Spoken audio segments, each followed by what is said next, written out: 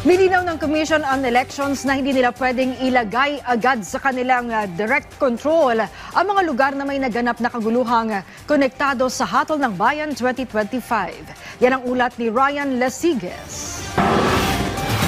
Wala pang nakikitang rason ang Commission on Elections o COMELEC para ipaisailalim ang ilang lugar sa kanilang kontrol. Ito'y kahit pa umabot na sa 29 ang validated election-related incidents ang naitala ng Philippine National Police at COMELEC mahigit 2 buwan bago sumapit ang Hatol ng Bayan 2025. Ayon kay COMELEC Chairman George Erwin Garcia, mula daw ito noong October 2024 kung saan pinakamarami sa mga insidente ay naiulat sa Bangsamoro Autonomous Region in Muslim Mindanao o BARMM.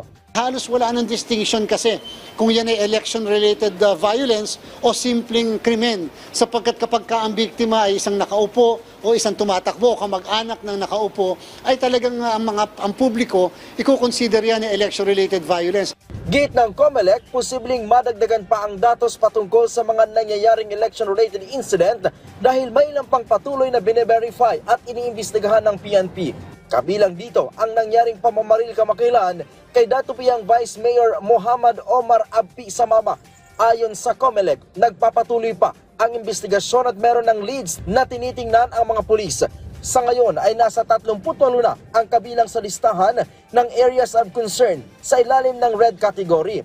May ilang lugar pa raw kasi ang inihintay lang makapagsumite ng bagong report patungkol sa sitwasyon sa kanilang mga lugar. Hindi pa naman masabi ng Commission on Elections o COMELEC kung madaragdagan o mababawasan pa ang mga lugar na nasa ilalim ng areas of concern. Pero ang sigurado, mas iinit pa daw ang tunggalian hindi lamang ng mga kandidato, kundi maging ng kanilang mga supporters sa local elections. Lagi kasi na medyo tumataas ang bilang kapag papunta na sa local campaign. Yan lahat ng yan hinihintay sapagkat kung di ako nagkakamali, merong mga 6 pa na rehiyon ang hindi nakakapag-submit. Kung kaya kanina ipinag-utos na kaagad ni General Nartates ang immediate na pagsasubmit nito upang magkaroon ng tunay na assessment ng kalagayan ng ating bansa patungo sa darating na halalan. Nauna na rin inilabas ng COMELEC at PNP ang 188 na lugar na nasa ilalim ng yellow category. 177 naman ang kabilang sa orange category, habang 1,239 naman ang nasa green category. Nasa ilalim ng green category kung tahimik at walang naitatalang karahasan sa lugar. Yellow kapag merong history ng election-related violence. Orange kapag merong presensya ng private armed groups at intense political rivalry. At red naman kung kombinasyon ng yellow at orange.